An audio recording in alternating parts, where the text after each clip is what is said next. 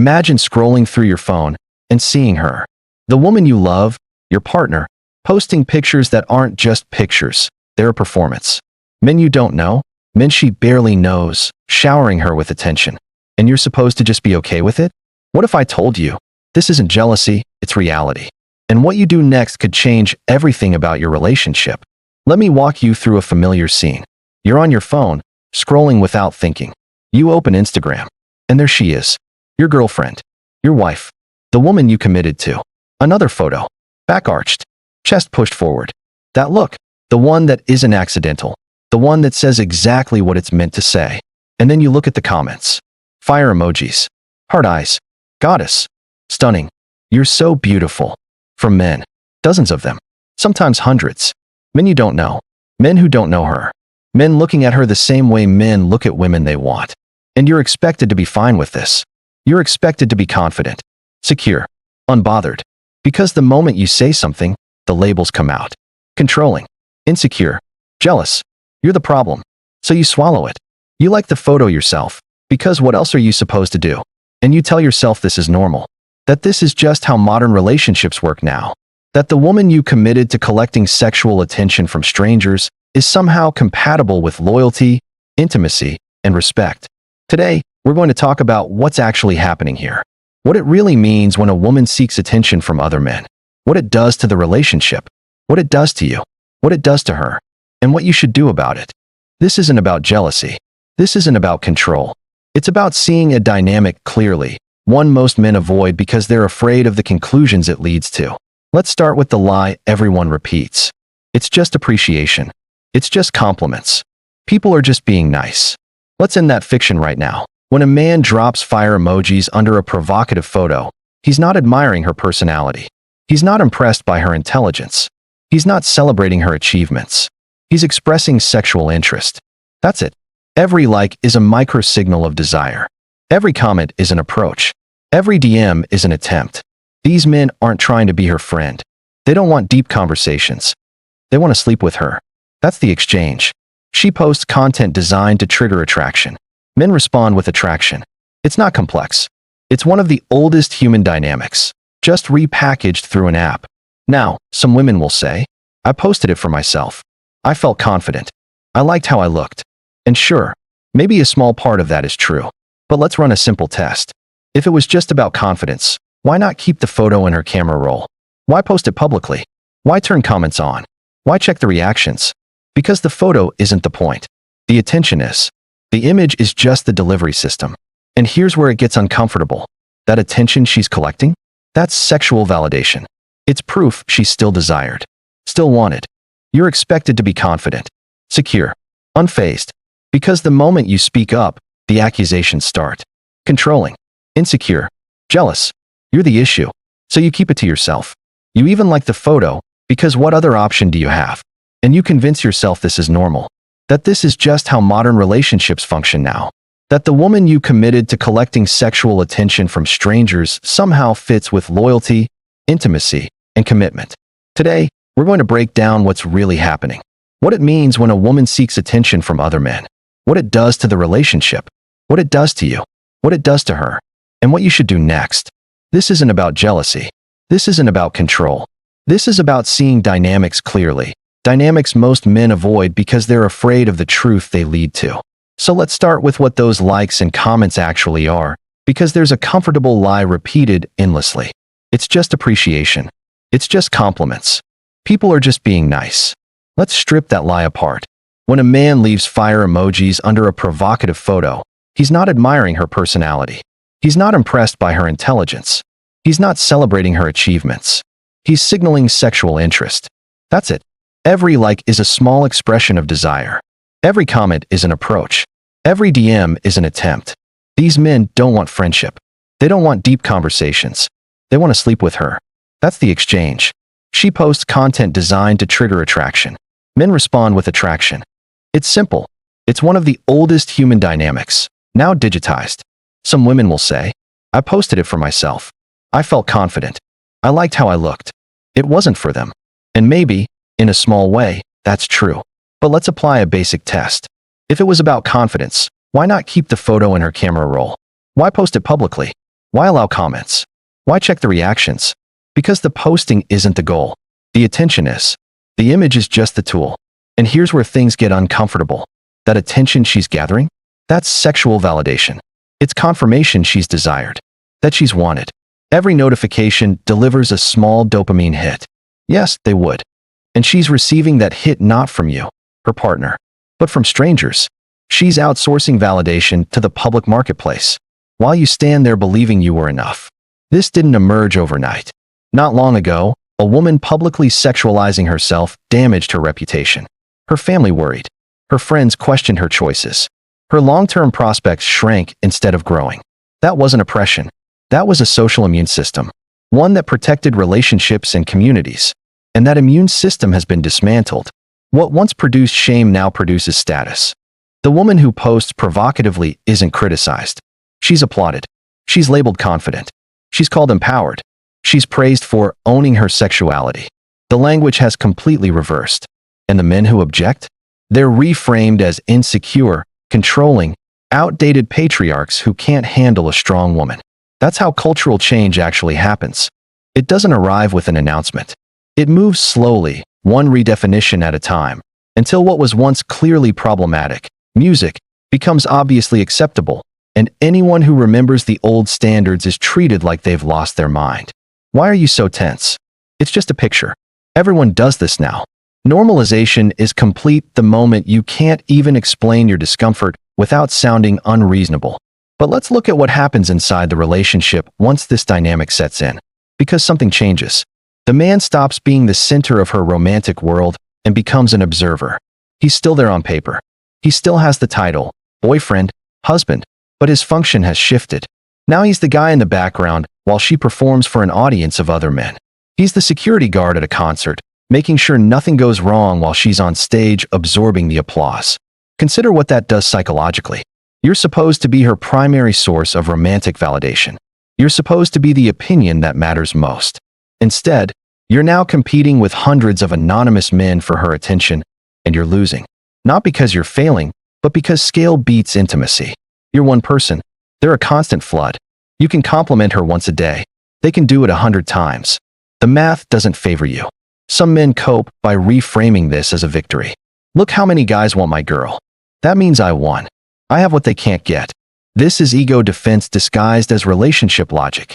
You're trying to pull pride from a situation that should raise concern. You tell yourself her desirability proves your worth. If she's in demand and chose you, then you must be high value. But that reasoning collapses under scrutiny. First, she didn't choose only you. She chose you and the attention. She isn't satisfied with just your commitment. She needs outside validation on top of it. That's not a compliment. That's evidence that you're not sufficient. Second, the more attention she receives, the more she requires. Dopamine tolerance is real. What excited her yesterday becomes normal today. The likes that once felt intoxicating become baseline. She needs increased provocation to feel the same effect. That's escalation, not stability. Third, and this is what men resist hearing the most, every man in those comments is a possible replacement. You see admirers. They're candidates. They're staying visible in her attention field, waiting for an opening. And she knows this.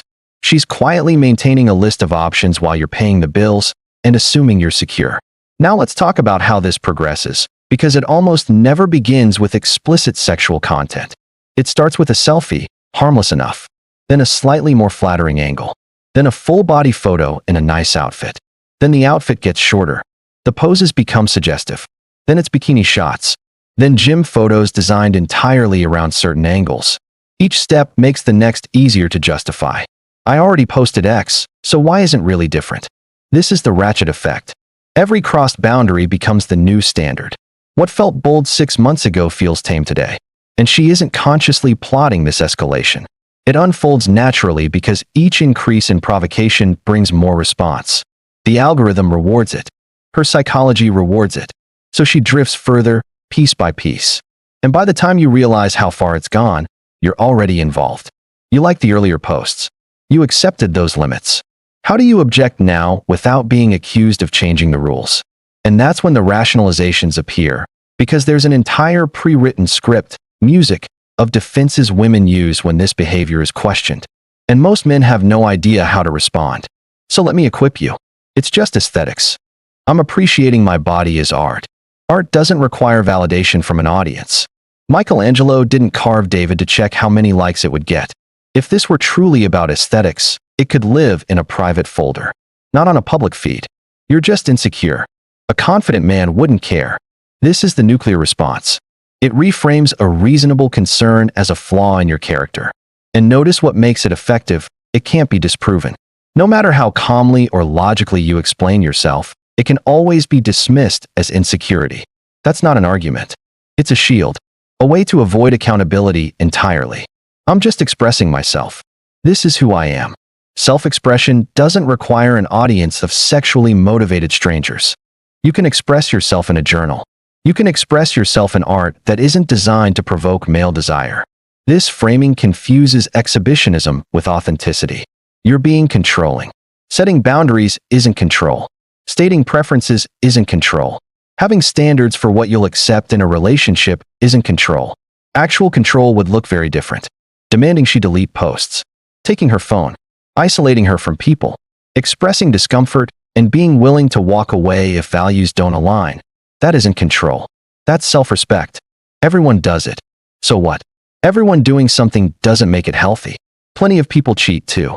Frequency doesn't equal justification. That's herd morality replacing real ethical thinking. Let me give you a tool that cuts through all of this. I call it the projection test. Here's how it works. Take the exact behavior you're questioning. Now imagine it's your mother doing it. Or your future daughter. Remove sexual attraction from the equation. How does it feel now? When you see a provocative photo online and you're attracted to the woman, your judgment is distorted. Biology hijacks your reasoning. But imagine your mother in that same pose, posting that same photo, receiving those same comments. Suddenly, the fog disappears. You see the behavior clearly, and you're disturbed. You wouldn't say she's just music expressing herself. You wouldn't call it aesthetics. You'd know immediately something is off. That's what this test reveals, self-deception. The real reason you tolerate this behavior in a partner is simple. You want to sleep with her. Remove that desire, and your moral clarity returns instantly. Attraction isn't an argument. It's a blindfold. Now let's talk about masculinity. Because modern culture has created a strange confusion, men now mistake visibility for value. They believe having a woman desired by other men makes them powerful. They parade their partners online, as if attention is proof of status. But this is inverted. Traditional masculinity didn't display what mattered. It protected it. Not out of shame, out of respect. The idea that your intimate partner should be a public object for other men's consumption isn't strength. It's insecurity dressed up as confidence. You're borrowing validation from her desirability because you lack enough of your own. Men who are actually secure, actually high value, don't need outside confirmation. They aren't watching comment counts to feel good. They chose their partner for reasons unrelated to public approval. And they're not sharing her with thousands of strangers' eyes. Let's address the alpha myth. There's this belief that truly confident men are unbothered by attention-seeking behavior. Real alphas don't get jealous. Real alphas don't care. That's nonsense. Real alphas are selective. Real alphas have standards. Real alphas don't commit to women who undermine the relationship. The man who tolerates attention-seeking behavior is an alpha. He's afraid. He's staying because he doesn't believe he can do better. He stays because he's afraid he can't do better. The real alpha leaves. Now let's talk about long-term consequences, because this isn't just about how it feels right now. There are ripple effects most people never think about. If you have children, or plan to, what are they being taught? Your daughter is watching her mother receive praise for sexualized self-presentation. What lesson is she absorbing about where a woman's value comes from? Your son is watching his father tolerate this dynamic. What does that teach him about what men should accept? Children don't listen to what you say. They copy what you live. If your daughter grows up seeing her mother post provocatively and get rewarded for it, that becomes her blueprint. That's how women get attention. That's how women get status. If your son watches his father stay silent, he learns that this is normal. That men shouldn't have standards. That discomfort should be swallowed. You're programming the next generation's relationship dysfunction in real time. And there's a question your children may ask one day. Maybe not out loud, but internally. Why didn't dad say anything? Why did he allow this? Didn't he care? Your silence today becomes a moral statement they'll judge tomorrow. And the conclusion they'll likely reach, that he didn't believe he deserved better, is not the legacy you want to leave. Now let's talk about what constant attention-seeking does to her. Because this isn't only about you. There's a psychological erosion that occurs when someone becomes dependent on external validation. The dopamine hits from likes and comments are real. They activate the same reward pathways as other addictive behaviors. And like all addictions, tolerance increases. She needs more attention to feel the same effect. That means more provocative content, more exposure, more of herself given to strangers, all while the emotional return shrinks. At the same time, her ability to form deep intimacy weakens. Why invest in a real relationship when validation is instant? Why develop patience for long-term partnership when thousands of men are ready to praise you right now? Over time, desire replaces love as the core emotional driver. She becomes optimized for attraction, not attachment. For performance, not presence. For the thrill of being wanted, not the depth of being known. And you, her partner, slowly fade into the background. You're competing with a global audience. And you cannot win. So she engages less with you and more with them. This is what I call degeneration through habitual lust. When someone spends years optimizing for sexual attention, something fundamental changes. They lose the capacity for slow, grounded, unglamorous intimacy. They need constant novelty, constant validation, constant desire from new sources. One partner can't supply that. So one partner becomes insufficient. And eventually, replaceable. Here's something men need to understand about choosing a partner. The woman you select reflects your internal state. If you're drawn to women who crave attention, who need validation, who require an audience, that tells a story about you. Maybe you believe that's the best you can do. Maybe you're addicted to the chaos. Maybe you hope her hunger for attention will somehow include you. Whatever the reason, your attraction is diagnostic. Order attracts order. A man who has his life structured, emotionally grounded, mentally disciplined, externally competent, and clear about his values, naturally draws women who carry the same stability. A man who is internally chaotic will repeatedly find himself with chaotic women. Not because opposites attract, but because people align with what matches their internal state. If you keep ending up with attention-hungry women, the real question isn't why women behave this way. The question is, why am I drawn to it? Some men say, I can't control what I'm attracted to. I like what I like. And there's some truth there. Biological attraction isn't fully negotiable. You see a beautiful woman presenting herself provocatively, and your body responds. That's instinct. But here's what is within your control, what you do with that attraction. Whether you chase it, whether you commit to it, whether you organize your life around it. Many things are attractive that are bad for you. Junk food is attractive. Sleeping all day is attractive. Avoiding hard conversations is attractive. But you don't build your life around every impulse. You apply discipline. You understand that short-term desire often conflicts with long-term well-being. The same principle applies here. Yes, the attention-seeking woman may be visually appealing. Yes, provocation triggers desire. That does not mean she qualifies for commitment. Now let's add historical context. Social media didn't always function this way. In the early years, Facebook around 2008, Instagram around 2012, people shared ordinary life. Food, trips, friends, daily moments. But when she chases shallow attention from strangers while enjoying a committed partner, she's undervaluing what matters and overvaluing what doesn't. She's trading gold for glitter. And the man who allows this? He's complicit in his own devaluation. He signals that her commitment to him is worth less than her need for external validation. He accepts a secondary role in his own relationship. Through silence, tolerance, and continued presence despite the disrespect, he tells her he will accept whatever she offers, because he doesn't believe he deserves better. Here's the final lesson. What you tolerate, you encourage. What you accept, you deserve. If your partner seeks attention from other men and you say nothing, you're co-signing that behavior. If you stay while feeling disrespected, you're teaching her disrespect has no consequences. If you like the photo despite discomfort, you're participating in your own humiliation. Setting boundaries isn't control. Walking away isn't weakness. Having standards isn't insecurity.